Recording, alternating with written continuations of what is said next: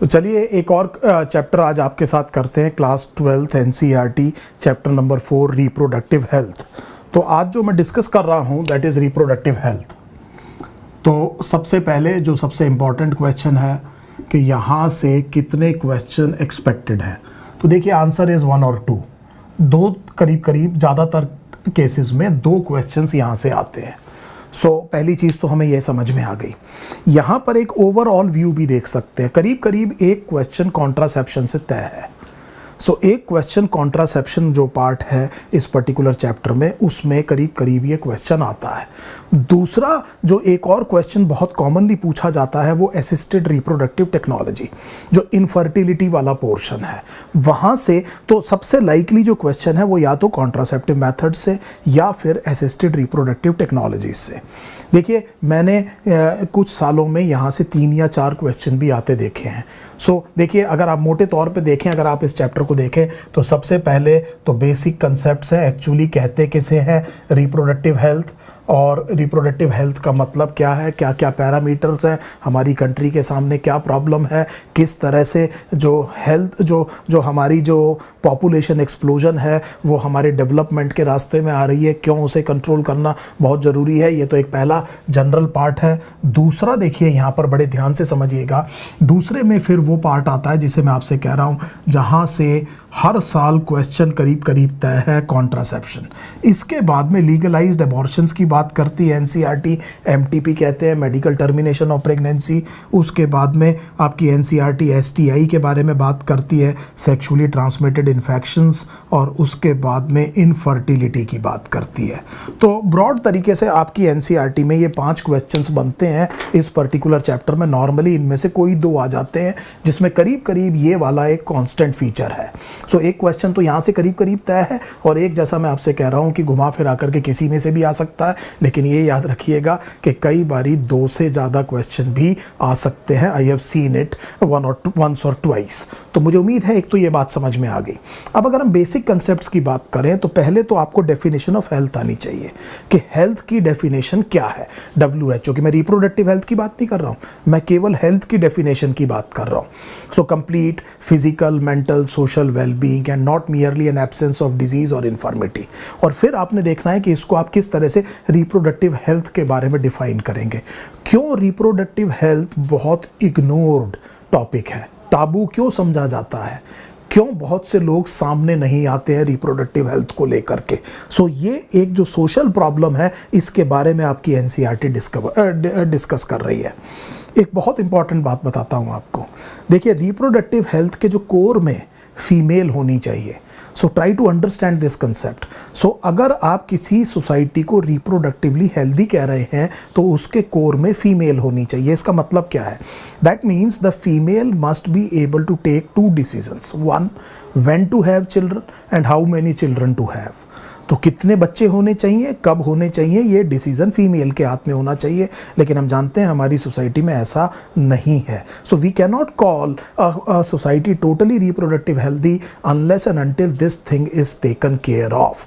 दूसरी चीज़ एक और आपकी एनसीईआरटी बहुत इंपॉर्टेंट बात कहती है, क्योंकि मदर के साथ में बच्चे का वेलफेयर बहुत इंटीमेटली रिलेटेड है। इसीलिए क्लब कर दें अगर हम मैटरनल और चाइल्ड हेल्थ केयर को, तो that would give a better result. तो इसीलिए मदर की जो प्रॉब्लम्स हैं और जो बच्चे की जो हेल्थ रिलेटेड प्रॉब्लम्स हैं उनको अगर हम टोटलिटी में देखें तो शायद ज़्यादा अच्छे तरीके से उनको कंट्रोल कर सकते हैं। और ये बात बहुत बहुत ध्यान से देखिएगा।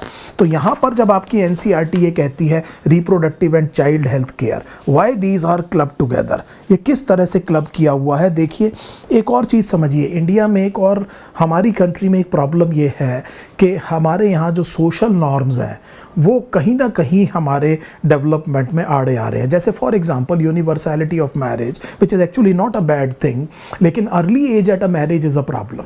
Early age at marriage is a problem, क्योंकि अर्ली एज में फीमेल में फर्टिलिटी ज़्यादा है। और ऐसा भी देखा गया है कि लोअर सोशियो इकोनॉमिक स्टेटस में, लोअर एजुकेशन स्टेटस में जनरली फर्टिलिटी ज़्यादा होती है। अर्ली एज एट मैरिज एक और बहुत बड़ी प्रॉब्लम है। Number of children born to to a female will be more, this is a big problem.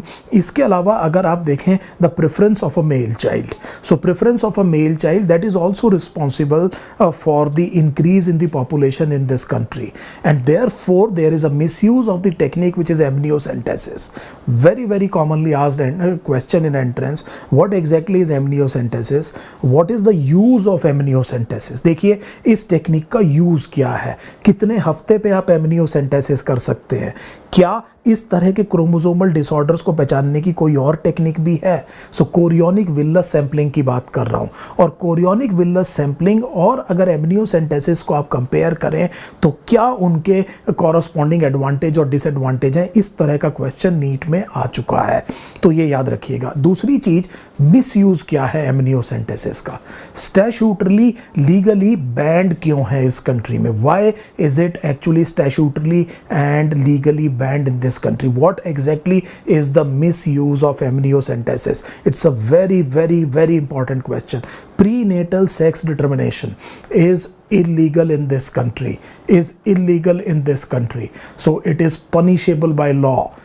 So even the medical professionals, they if they are found doing it, they will have very severe repercussions on this particular thing। Why in our country there is an adverse sex ratio in most of these states, and do you know that why Kerala is considered as a model state in so many regards? So try to find out the literacy rate in Kerala, try to find out the life expectancy in Kerala, try to find out a very important parameter which is the infant mortality rate. So यहां पर मेरे को एक दूसरे important aspect पर मैं आया which is called as infant mortality rate. So 0 से 1 ईयर तक के बच्चे को आप इन्फेंट कहते हैं, और इनमें जो डेथ होती है वो ज़्यादातर कॉजेज़ वो हैं जो कि प्रिवेंटेबल हैं। बड़े ध्यान से सुनिए मैं आपसे क्या कह रहा हूँ। तो बहुत छोटे बच्चे को, 0 से 1 साल के बच्चे को हाइपरटेंशन, डायबिटीज़, इस तरह की प्रॉब्लम नहीं होगी, रीनल फेलियर, उसको कैंसर्स नहीं होंगे, इस तरह की प्रॉब्लम्स नहीं मिलेंगी उसको। तो वो जो बच्चे की डेथ हो रही है वो रेस्पिरेटरी इन्फेक्शंस की वजह से हो सकती है, डायरिया, इस तरह की चीज़ों की वजह से हो सकती है, और sanitation, personal hygiene, good community practices, इन सब चीज़ों से, गुड गवर्नेंस, गुड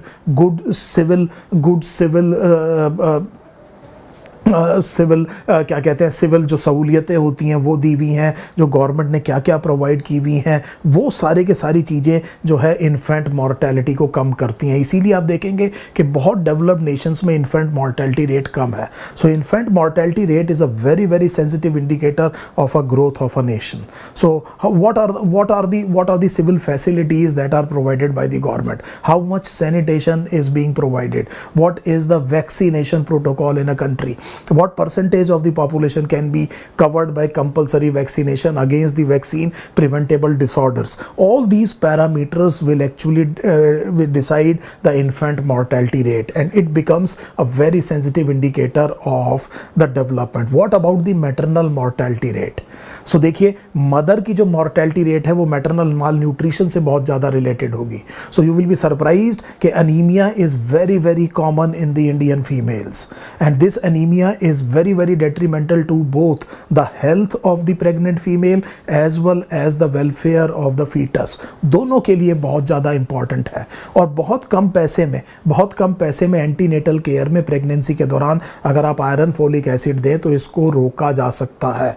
कुछ बच्चे अनफॉर्चुनेटली टेटनस नियोनेटोरम से पहले मरते थे, now fortunately we have more or less eliminated this particular thing, केवल the use of a sterile blade was required. So ये जो सारी प्रॉब्लम्स हैं, इन सब प्रॉब्लम्स को आपकी एनसीईआरटी यहाँ पर डिस्कस कर रही है। सो आप इस वाले पार्ट को पढ़ते ही नहीं है। सो बहुत से लोग इस वाले पार्ट को पढ़ते ही नहीं है, लेकिन अब आप देखिए maternal mortality, infant mortality, what is the growth rate, क्या कारण है हमारी पॉपुलेशन बढ़ रही है, what is happening to the birth rate, what is happening to the death rate, why still the Indian population is actually undergoing an exponential growth, what is going to happen in a few years from now. So यहाँ पर जो data दिया हुआ हुआ है वो बहुत पुराना डेटा है।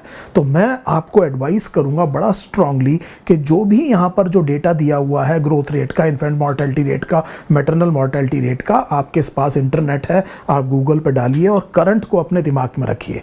करंट को अपने दिमाग में रखिए तो आपको ध्यान होगा कि जब से ये किताब लिखी है और अब तक भी इस देश में बहुत डेवलपमेंट हुई है। ऐसा नहीं है कि देश में कुछ काम नहीं हो रहा है। सो आप देखेंगे कि वो सारा का सारी चीज़ें इस फिगर में रिलेटेड, इसमें रिलेटेड है।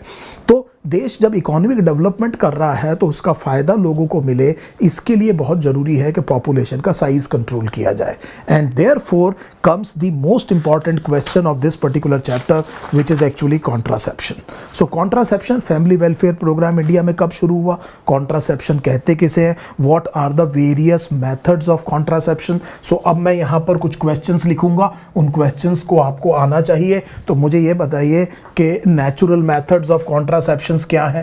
So what are natural methods of contraception, मुझे बताइए इनका एडवांटेज क्या है, इनका डिसएडवांटेज क्या है। ये बताइए कि पीरियोडिक एब्सटिनेंस किसे कहते हैं और सेफ पीरियड मेथड कैसे कैलकुलेट किया जाता है। इसके अलावा मुझे इसके बारे में ज़रूर बताइए, lactational amenorrhoea. So what exactly is amenorrhea and why lactational amenorrhea can be used as a natural method of contraception, under which conditions the female has to be healthy, there must be intense lactation। देखिए आपकी NCERT हर बार ऐसा नहीं होगा, and then even then up to a maximum period of 6 months। and please try to tell me, please try to find out what is the role in this amenorrhea of high circulating level of prolactin। सो अगर female lactation कर रही है तो उसकी body में circulating level of prolactin काफ़ी ज़्यादा होगा, और किस तरह से ये प्रोलैक्टिन का हाई लेवल रिलेटेड है एमेनोरिया से, ये आपको पता होना चाहिए। तो जनरली नेचुरल मेथड्स में ये पूछा जाता है। इसके बाद अगर आप देखें जो अदर मेथड्स है उसमें मुझे बताइए barrier contraceptives. So barrier contraceptives में female devices and the male devices. दूसरा मुझे ये बताइए कि इनका कोई नॉन कॉन्ट्रासेप्टिव एडवांटेज भी है क्या। So do they have a non contraceptive advantage, और इनके फेलियर रेट को कम करने के लिए they are coated with some chemicals. ये भी आपको आइडिया है कि नहीं। तो barrier contraceptives, what is the mechanism of contraception. देखिए मैकेनिज्म ऑफ कॉन्ट्रासेप्शन में आपसे ये पूछना है, अगर मैं आपसे पूछ रहा हूँ तो बेसिकली फर्टिलाइजेशन प्रिवेंट कर रहा है कि इम्प्लांटेशन प्रिवेंट कर रहा है, ये चीज़ें आपने बतानी है। सो आप मुझे बताइए बैरियर कॉन्ट्रासेप्टिव का what is the mechanism of action, and number 2 कि क्योंकि इनका फेलियर रेट थोड़ा सा ज़्यादा है तो हम ये कहते हैं कि इनको स्पर्मिसाइडल जेलीज वगैरह से कोट किया जाता है। तीसरा, इसका एक नॉन कॉन्ट्रासेप्टिव एडवांटेज है, तो मतलब पॉपुलेशन कंट्रोल के अलावा भी एक एडवांटेज है, तो वो मैं यहाँ लिख देता हूँ, what exactly is a non contraceptive advantage of these barrier contraceptives. इसके बाद IUD आते हैं। सो IUD में आप मुझे बताएंगे first generation, second generation, third generation, क्या कहते हैं इनको। और ये जो सेकंड जनरेशन है ये कॉपर रिलीजिंग है। 2 एग्जाम्पल दिए हुए आपकी NCERT में, कॉपर T, कॉपर 7 और मल्टी लोड 375, 3 दिए हुए हैं शायद। सो इसमें मुझे एग्जैक्टली ये बताइए कि कॉपर आयंस का what is the precise effect on the sperms, what are they spermicidal, are they spermicidal. बिल्कुल प्रिसाइज मुझे चीज़ चाहिए कि मुझे ये बताइए जो कॉपर रिलीजिंग IUDs हैं उनमें जो कॉपर आयन है उसका स्पर्म पर एग्जैक्ट फंक्शन, एग्जैक्ट इफेक्ट क्या है। क्या वो स्पर्मिसाइड की तरह काम करते हैं, क्या वो इनके फेगोसाइटोसिस को इंक्रीज करते हैं। What ever it is, I want an absolute clarity in this particular question because this question is very very easily asked. और मुझे ये बताइए कि अगर आप IUDs को एमरजेंसी कॉन्ट्रासेप्शन में भी इस्तेमाल करते हैं, ध्यान दीजिए एमरजेंसी कॉन्ट्रासेप्शन में 3 मेथड आपकी NCERT बता रही है, high dose of progesterone, high dose of combination pill and insertion of IUD। So अगर IUD insertion is a method of emergency contraception, so there must be a belief that they are also preventing implantation. So they do not only prevent fertilisation, they prevent implantation as well, and therefore if they are acting both ways, वो fertilisation को भी prevent कर रहे हैं और implantation को भी. So you should not be surprise to find that they are very very effective methods और उनका फेलियर रेट बहुत कम है. अब मुझे आपको ये बताना है कि वो कौन से IUDs हैं, ये हार्मोनल हैं, कॉपर रिलीजिंग हैं, जो कि आपके हिसाब से इम्प्लांटेशन को भी असर डालेंगे. और मुझे ये बताइए कि सर्विक्स के म्यूकस पे ये जो हार्मोन्स हैं इनका क्या रोल हो सकता है. सो ये बहुत क्लियरली मुझे समझ में आ गया कि कॉपर रिलीजिंग ये जो IUDs हैं, इंट्रा यूट्राइन डिवाइसेस, मुझे हर एक के बारे में बिल्कुल प्रिसाइज मैकेनिज्म ऑफ एक्शन चाहिए. इसके अलावा एक और चीज़ समझ लीजिए, रूरल वुमन में ये बहुत पॉपुलर है. इसकी वजह क्या है? यंग फीमेल अगर चाइल्ड को स्पेस करना चाहती है और एटलीस्ट वन लिविंग चाइल्ड है, तब हम क्यों कहते हैं कि it is the ideal method of contraceptive to advice. So मुझे उम्मीद है ये IUD से रिलेटेड मैंने सारे क्वेश्चंस आपसे पूछ लिए हैं, ये आपको समझ में आया होगा. इसके अलावा जब आप बात करते हैं तो ओरल कॉन्ट्रासेप्टिव पिल्स की बात करते हैं. सो oral contraceptive pills hormonal contraception की बात कर रहे हैं, जो कि हार्मोनल कॉन्ट्रासेप्शन देखिए. So hormonal contraception can be given as injectable. क्या किसी इंजेक्टेबल हार्मोनल कॉन्ट्रासेप्टिव का नाम आपको पता है? इसके अलावा they can be used as an implant and most commonly they are used in the form of oral pills. So हम ओरल कॉन्ट्रासेप्टिव पिल्स की बात कर रहे हैं, जिसमें सबसे कॉमन है कॉम्बिनेशन पिल. मुझे कॉम्बिनेशन पिल में ये बताइए कि प्रोजेस्टिन और प्रोजेस्टेरॉन में क्या अंतर है. अपनी NCERT ढंग से पढ़िए, वो प्रोजेस्टेरॉन लिख रही है कि प्रोजेस्टिन लिख रही है, एग्जैक्टली क्या अंतर है दोनों में. फिर आप मुझे बताइए कि इनका मैकेनिज्म ऑफ एक्शन क्या है. सो आप देखेंगे कई मैकेनिज्म ऑफ एक्शन है, लेकिन मेन मैकेनिज्म ऑफ एक्शन मुझे बताइए. क्या ओरल कॉन्ट्रासेप्टिव पिल का मेन मैकेनिज्म ऑफ एक्शन इसे माना जाएगा कि वो प्रिवेंट करते हैं ओव्यूलेशन को?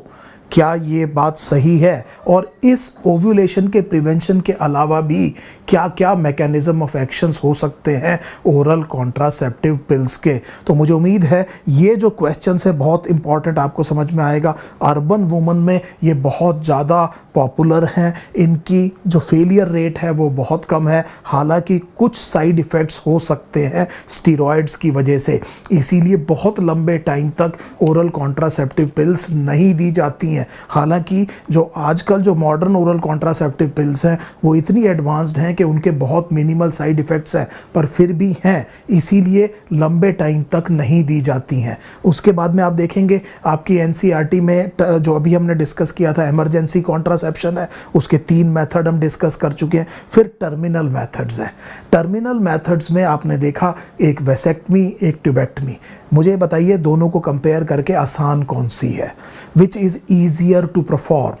कौन सी ईजियर टू परफॉर्म है? एक और चीज़ मुझे ये बताइए कि वेसेक्टमी के बाद में जो स्पर्म्स मेल में प्रोड्यूस होंगे कि नहीं होंगे? होंगे तो कहाँ जाएंगे? और सीमन में स्पर्म प्रेजेंट होगा कि नहीं होगा? इस तरह के क्वेश्चन आपको पता होने चाहिए. तीसरी चीज़, एक बहुत ही इंपॉर्टेंट क्वेश्चन ये है कि हालांकि बिल्कुल 100% श्योर शॉट तरह के मेथड्स हैं, हालांकि इनको आप स्टरलाइजेशन ज़्यादा कहेंगे बजाय कॉन्ट्रासेप्शन के. तो इन मेथड्स को क्यों हम हमें स्टरलाइजेशन कहना चाहिए रादर देन कॉन्ट्रासेप्शन. और इतने इफ़ेक्टिव होने के बावजूद और बहुत सिंपल प्रोसीजर्स होने के बावजूद पूरे वर्ल्ड में ये पॉपुलर क्यों नहीं है? ये क्वेश्चन आपसे पूछा जाएगा. इसके बाद में मेडिकल टर्मिनेशन ऑफ प्रेगनेंसी. अगर आप अपनी NCERT देखेंगे तो पूरा का पूरा एक नया पैराग्राफ साइड में उन्होंने ऐड किया है. तो 1971 MTP एक्ट में मुझे 2-3 चीज़ें गिनते जाइए. अब आप कब कब की जा सकती है, वो कौन कौन सी कंडीशंस हैं जिसमें MTP अलाउड है. दूसरी चीज़ कौन करेगा. तीसरी चीज़ कहाँ की जा सकती है. ये 3 चीज़ें. दूसरी चीज़, फर्स्ट ट्राइमेस्टर प्रेगनेंसी को अबॉर्ट करने के लिए एक ही डॉक्टर की रजामंदी काफ़ी है, लेकिन अगर सेकंड प्रेगनेंसी है तो 2 डिफरेंट डॉक्टर्स का आपको अप्रूवल चाहिए. ऐसा क्यों? इसके अलावा मुझे ये बताइए कि फर्स्ट ट्राइमेस्टर प्रेगनेंसीज को सेफ माना जाता है, सेकेंड ट्राइमेस्टर प्रेगनेंसीज को डिफ़िकल्ट माना जाता है। वो क्या लीगल एज है आज के दिन भी जिसमें एमटीपी इंडिया में अलाउड है? सो फीटल एज बतानी है मैक्सिमम जब तक एमटीपी की जा सकती है। And are you available, are you aware of the fact that there is an act that is pending in the parliament? एक बिल पार्लियामेंट में पेंडिंग है जो कि इस एज को बढ़ाने के लिए कोशिश कर रहे हैं। सो हो सकता है जब आप ये वीडियो देख रहे हो और जब आप एंट्रेंस देख रहे हो तो यहाँ पर कुछ चेंज आ जाए। सो इसीलिए अपने आप को अपडेट रखिए। आज वो क्या मैक्सिमम लीगल एज है जब तक एमटीपी अलाउड है, और क्या फ्यूचर में गवर्नमेंट करने की कोशिश कर रही है। सो ये एमटीपी पे क्वेश्चंस आते हैं। सो मुझे उम्मीद है ये बात समझ में आ गई। इसके बाद जो पार्ट आता है उसे हम कहते हैं एसटीआई।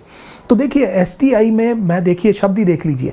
पहले अगर आप पुरानी एनसीईआरटी के एडिशंस देखेंगे तो एसटीडी का मतलब होता था sexually transmitted diseases. Paradigm shift ये किया है कि अब इसे हम कहते हैं सेक्सुअली ट्रांसमिटेड इन्फेक्शंस।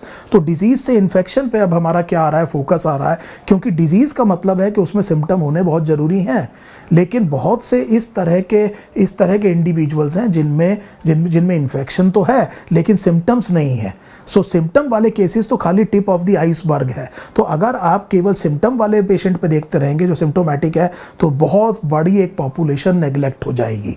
उसके बाद में एसटीआई के कॉमन कॉजेटिव एजेंट्स दिए हुए हैं। सो याद रखिएगा, सिफिलिस, गोनोरिया, मैं बोलता जा रहा हूँ, syphilis, gonorrhoea, chancroid, human papilloma virus क्या करता है, जेनाइटल वॉर्ड्स किसे कहते हैं, हेपेटाइटिस बी, एचआईवी, ट्राइकोमोनास, ये सारे के सारे जो हैं आपकी एनसीईआरटी में एजेंट्स हैं। इनमें से कौन सी क्योरेबल है, कौन सी इनक्योरेबल है, और किसको प्रिवेंट कर देना चाहिए, what is the role of barrier contraceptives in prevention of STIs, और उसके बाद में एक जनरल प्रिवेंशन, और क्यों एडोलोसेंट्स को इस बारे में एजुकेट करने की ज़रूरत है, एडोलोसेंट्स को, कि वो एसटीआई के बारे में ढंग से समझें और इसको प्रिवेंट करने के तरीके भी उनको आएँ। इसके बाद जो लास्ट पार्ट है उसे इनफर्टिलिटी कह रहे हैं। सो इनफर्टिलिटी में 2 साल तक sexual cohabitation, unprotected sexual cohabitation, और उसमें भी they are unable to conceive, a couple is unable to conceive, then we evaluate them for infertility. और इनफर्टिलिटी 2 तरह की हो सकती है, एक प्राइमरी और एक सेकेंडरी। यहाँ पर प्राइमरी फर्टिलिटी की हम बात करते हैं। कुछ कारण मेल में हो सकते हैं, कुछ कारण फीमेल में हो सकते हैं, कुछ दोनों में हो सकते हैं, और कुछ ये भी हो सकता है कि किसी में भी प्रॉब्लम ना हो। और असिस्टेड रिप्रोडक्टिव टेक्नोलॉजी, यहां पर एक छोटी सी बात मैं आपको बता दूं, असिस्टेड रिप्रोडक्टिव टेक्नोलॉजी शब्द तब इस्तेमाल कीजिए जब ओवम को मैनिपुलेट किया जा रहा हो। सो ओवम या सेकेंडरी oocyte को मैनिपुलेट करा जा रहा हो तभी उस टेक्निक के लिए आप असिस्टेड रिप्रोडक्टिव टेक्नोलॉजी इस्तेमाल करेंगे। अब मैं आपसे कुछ चीज़ें, क्वेश्चन बहुत तेज़ी से पूछूंगा, आप मुझे बताते जाइए। अगर आपने सीमन एनालिसिस किया और मेल में ओलिगोस्पर्मिया है तो क्या किया जाएगा, एजूस्पर्मिया है तो क्या किया जा सकता है, फीमेल में दोनों फेलोपियन ट्यूब ब्लॉक्ड है तो क्या किया जा सकता है, अगर ईडियोपैथिक कॉज है, आपको पता ही नहीं किस वजह से इनफर्टिलिटी है, तब क्या किया जा सकता है, आईवीएफ के क्या क्या तरीके हो सकते हैं।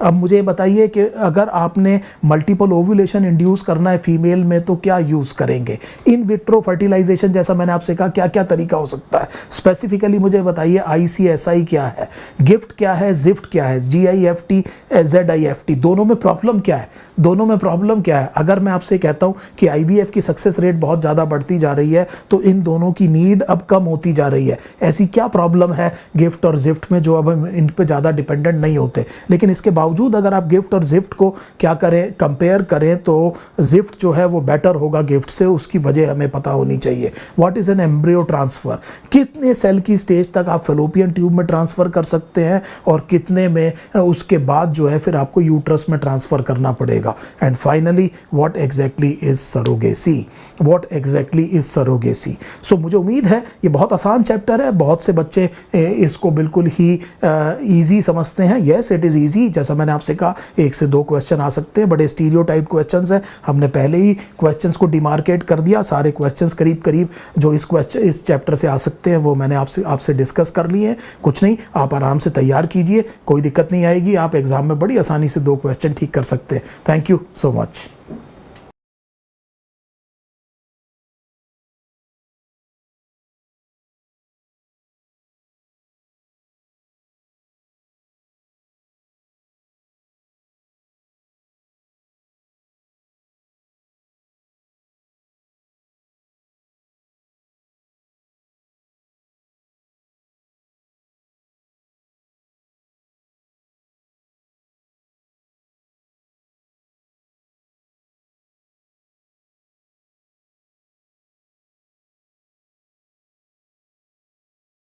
प्ले स्टोर पे जाइए, नीट प्रेप टाइप करिए और नीट प्रेप का ऐप इंस्टॉल कीजिए और आज ही मास्टर क्लास से प्रैक्टिस करना चालू करिए।